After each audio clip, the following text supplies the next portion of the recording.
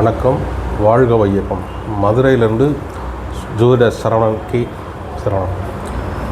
இப்போ நம்ம பார்க்குறது சந்திரன் கோச்சாரம் அப்படின்றாங்க. இன்றைக்கி ஆன்லைனில், பேப்பரில், புத்தகத்தில் எல்லாத்துலேயும் கும்பராசி நேயர்களே, மகர ராசி நேயர்களே உங்களுக்கு இந்த மாதிரி நடக்கும் அப்படி சொல்கிறாங்க. அதே போல் சந்திராஷ்டமம் சந்திரனுக்கு 8ல் போகும்போது உங்களுக்கு சந்திராஷ்டம் நடக்கும். அன்றைக்கி 3 நாள் சரி இருக்காது அப்படின்னு காலத்தையும் நேரத்தையும் வீணாக்குறது அப்படி தான். அப்போ இன்றைய மகர ராசி, கும்பராசி அப்படின்னா இந்த பேர்ச்சிலாம் சரியாக வருமா அப்படின்னு பார்த்தோம்னா சரியாக வராது. சனி பேர்ச்சி, குறி பேர்ச்சி, ராகு பேர்ச்சி அப்படிங்கிறது சரியாக வருமா? உங்களுடைய தனிப்பட்ட ஜாதக தசா புத்தி அந்தர சூட்சுமம் இதுதான் சரியாக வரும். அப்போ அதுக்குத்தான் சந்திரன் எடுத்து பார்க்குறாங்க. சந்திரன் எடுக்கணும்னா கோச்சாரத்தை உங்களுடைய தசா புத்தி அந்தரம் இதை எடுத்து சூட்சுமத்தை எடுத்து பார்த்தா தான் அது சந்திரனை கோச்சாரம் பார்க்கணும். நீங்கள் பெருத்துச்சாரத்தில் உள்ள கும்பராசி, கன்னிராசி, மேசராசிக்கெலாம் பலன் பார்த்திங்கன்னா சரி வராது. ஒரு நாளைக்கு இந்தியாவில் மட்டும் தோராயமாக 65,000 பேர் பிறக்கிறாங்க 24 மணி நேரத்தில். அப்போ 65,000 பேரும் ஒரு நட்சத்திரத்தில், பரணி நட்சத்திரத்தில் பிறந்திருப்பாங்க. அப்போ டெய்லி எத்தனை பேர் பிறப்பாங்க? அப்போ ஒவ்வொரு நட்சத்திரத்துலேயும் ஒவ்வொரு நாள்லையும் பிறந்துக்கிட்டே தான் இருப்பாங்க. போன மாதம் பரணி நட்சத்திரம், அதுக்கு முந்தின மாதம் பரணி நட்சத்திரம், இப்படி பிறந்துகிட்டே மேசராசி. அப்போ 12 மாதமும் 12 ராசி அப்படியில் மேசராசி வரும். அப்போ அதே நட்சத்திரம் வரும். அவங்களாம் எத்தனை பேர் லட்சம் பிறப்பாங்க? ஒரு லக்னத்தில் தோராயமாக 5416 பேர் பிறக்கிறாங்க. அப்போ 5416 பேரும் ஒரே லக்னம், அதே கிரகம், அதே தசாபுத்திலாம் இருக்கத்தான் செய்யும்.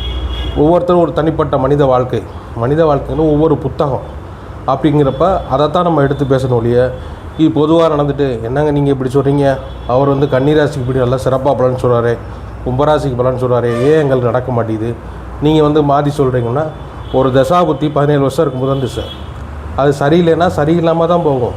அந்த புத்திநாதனம் கொஞ்சம் நல்லா இருந்தால் ஓரளவு பலன் செய்வான், முழுமையாக பலன் செய்ய முடியாது.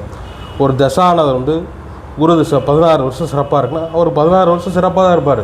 அதில் எந்தவித ஒரு மாற்றம் கிடையாது. உங்களுடைய 7.5 நாட்டு சனி, குரு பயிற்சி, சனி பயிற்சி, ராகு பயிற்சிலாம் ஒன்றும் பாதிக்காது. அதை பற்றி நம்ம கவலைப்பட வேண்டிய அவசியம் இல்லை. அப்போ ஒரு ராசிக்கு 8ல் சந்திரன், இப்போ கும்பராசி, தனுசு லக்னம் வைங்களேன். தனுசு லக்னத்துக்கு சூரியன் புதன் கன்னியில் 10ஆம் இடத்துல இருக்கார். அது ஒரு யோகம் தானே, ராஜயோகம் தானே, 9-10 கூட யோகம் தானே. அப்போ கும்பராசிக்கு 8ஆம் இடம் அது வருது. சந்திரன் 8ஆம் இடத்துக்கு போகும்போது கும்பராசிக்கு அது கன்னிக்கு போகும். அப்போ தனுசு லக்னத்துக்கு இவர் அட்டமாதிபதி 10ல் போகும்போது ஏற்கனவே சூரியன் உங்கள் பெர்த் சார்ட்டில் இருக்கார். அப்போ அது ராஜயோகமாக தான் வேலை செய்ய முடியும், உங்களுக்கு சந்திராஷ்டமாக வேலை செய்யாது. சரியா? அதனால் கால நேரத்தை வீணாக்காமல் ஒரு நல்ல ஜோசியர்கிட்ட உங்களுடைய ஜாதகத்தை கொண்டு போய் பாருங்கள்.